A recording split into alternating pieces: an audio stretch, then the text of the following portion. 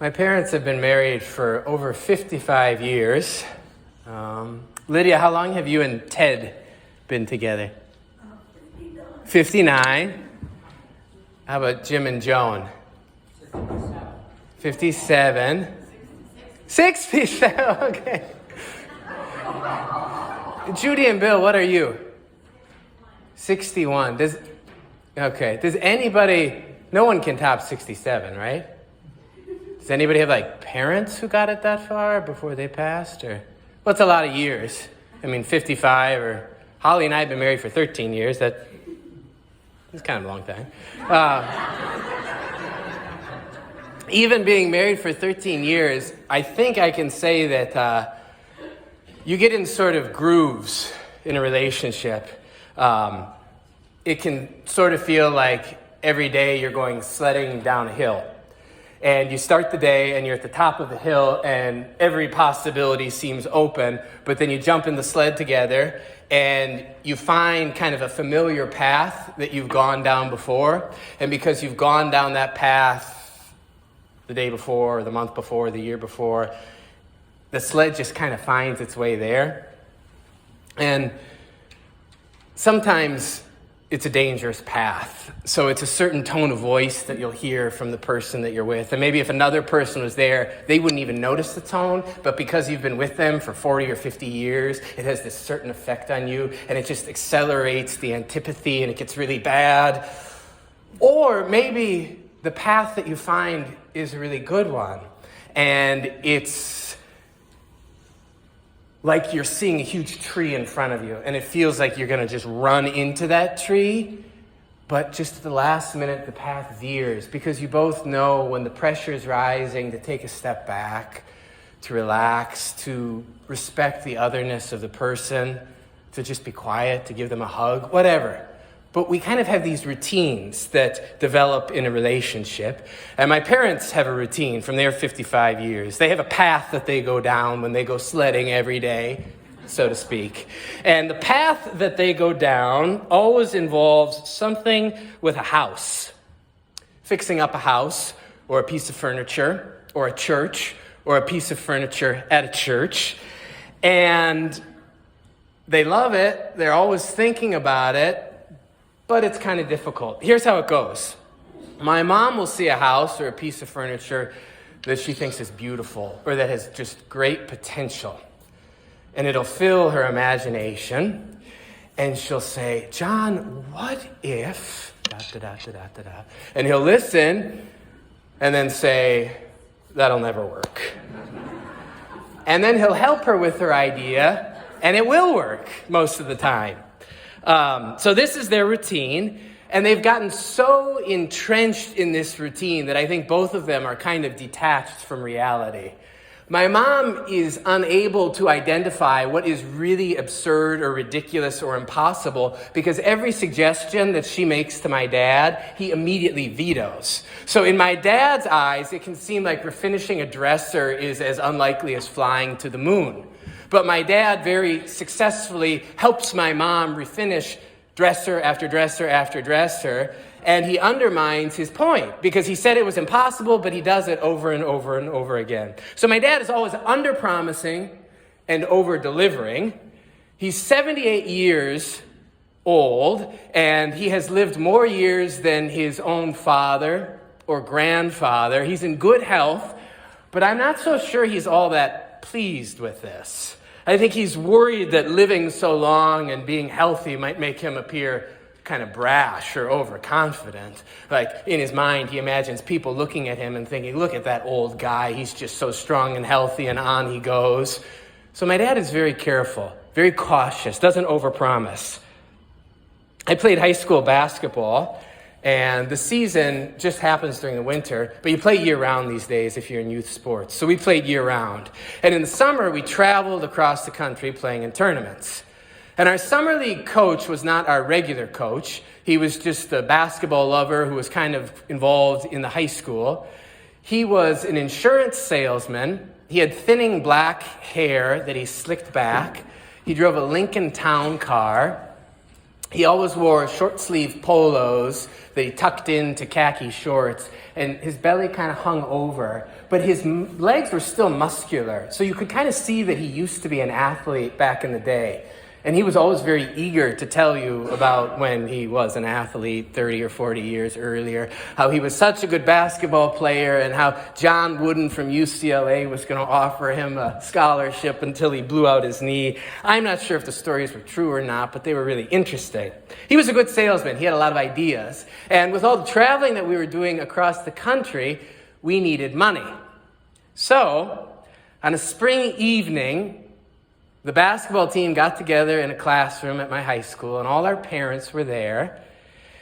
And our summer league coach was there with his idea, his fundraising idea. Now, we weren't going to go door to door selling coupons. We weren't going to get a hot dog stand in front of Cub Foods.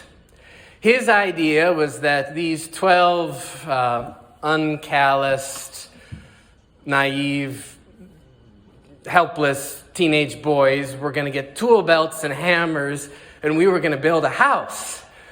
And we were going to build the house, and then we were going to sell the house, and we were going to make money from building and selling the house, and we were going to travel across the country with our money from real estate.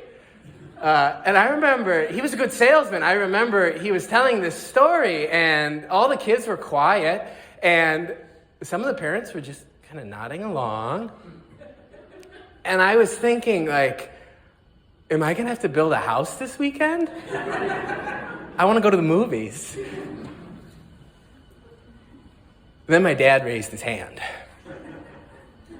He said, John Holtmeyer here.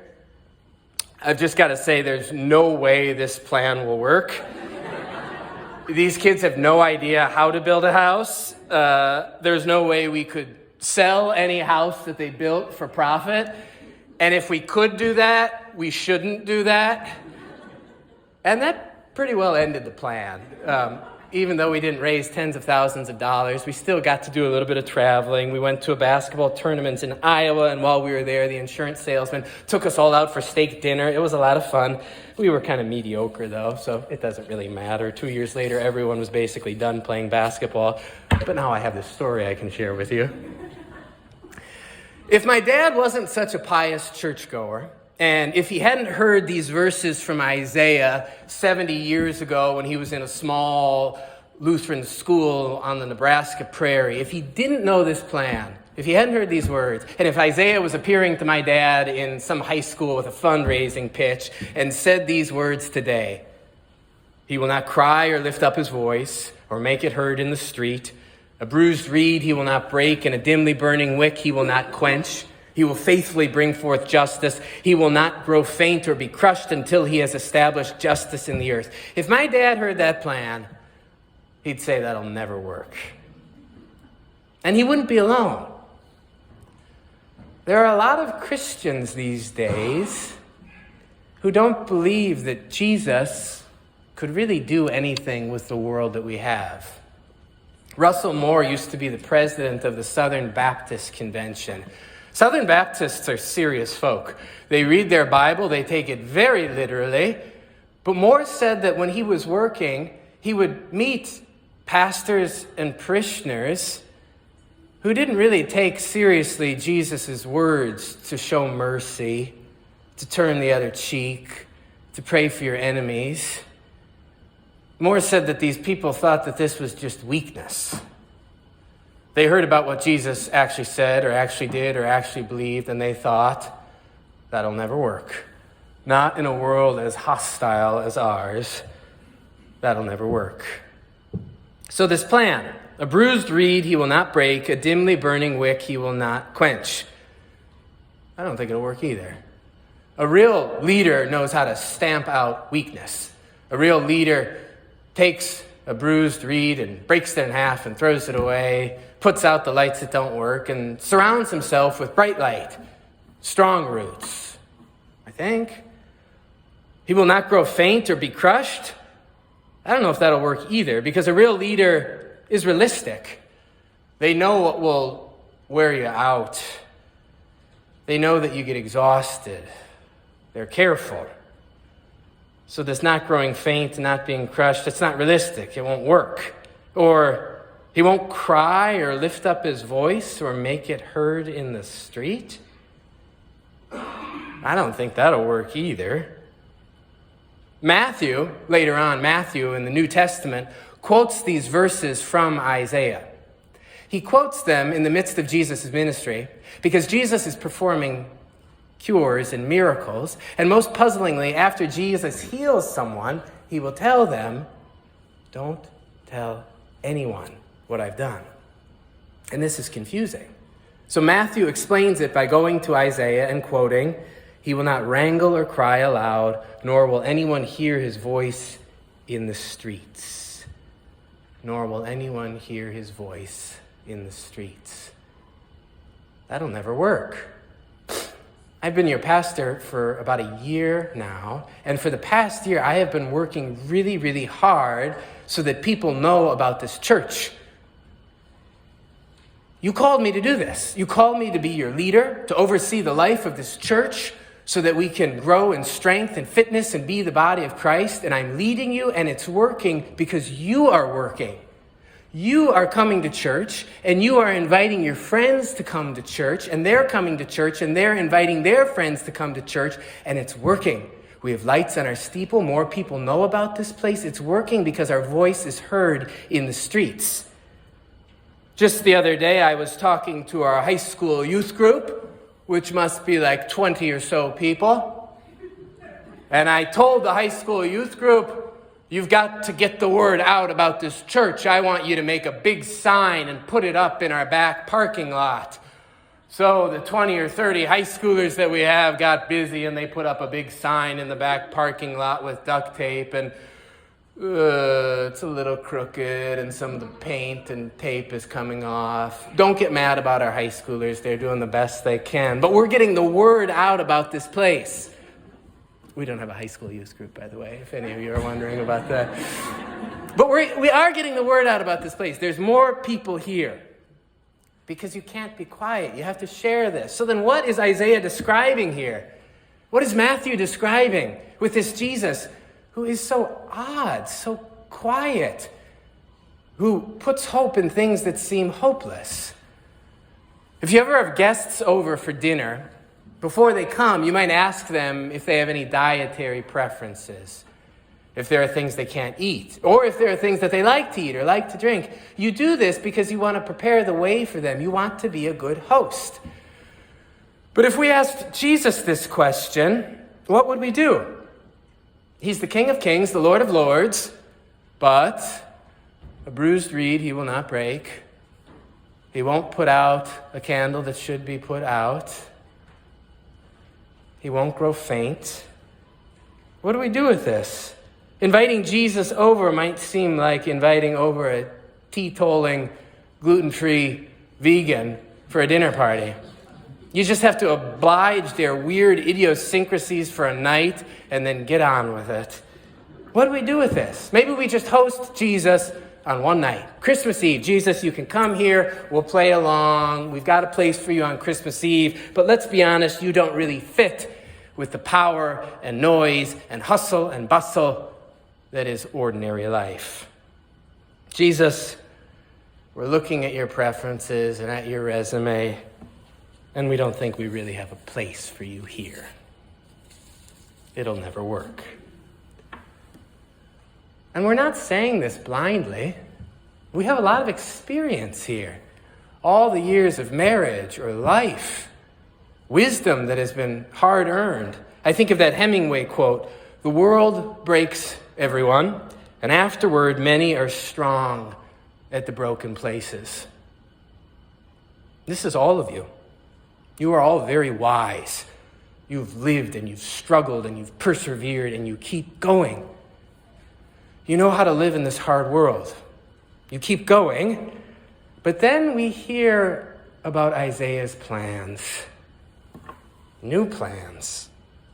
Plans for a little baby who's going to come into this hostile world of ours and do things differently.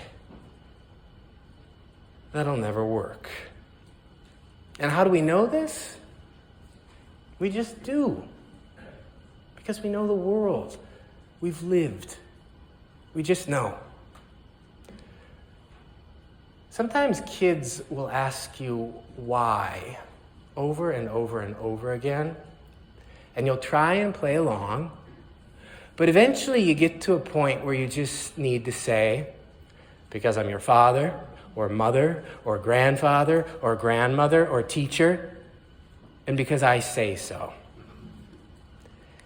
And our reading from Isaiah kind of feels like that. Because we read the first 4 verses, these descriptions of Jesus. He won't cry or lift up his voice or make it heard in the street. A bruised reed he will not break. A dimly burning wick he will not quench. He'll faithfully bring forth justice. He will not grow faint or be crushed. Why? How? That'll never work. And it's as if Isaiah or God knows that's exactly what we're thinking, because the second part of our reading is God saying, it'll work because I'm the Lord and because I say so. I'm the Lord who created the heavens and stretched them out, who spread out the earth and what comes from it, who gives breath to people who walk upon it and spirit to those who walk in it. It'll work because I'm the Lord and I made this world and I made you. It'll work. Will it work? I don't know, God. Thanks a lot for your time today. It was great having you here. It's a neat resume you have, God, but we wish you well with your search elsewhere. And at the last moment, God is just about to leave the room. And God turns to us and says, these new things I'm describing, I know you don't believe in them. But that doesn't matter. The former things have come to pass. I'm declaring new things to you. And before they spring forth, I'm telling you about them. I'll see you in a few days. And this is confusing because we thought we had told God that God wasn't getting the job. I'll see you in a few days.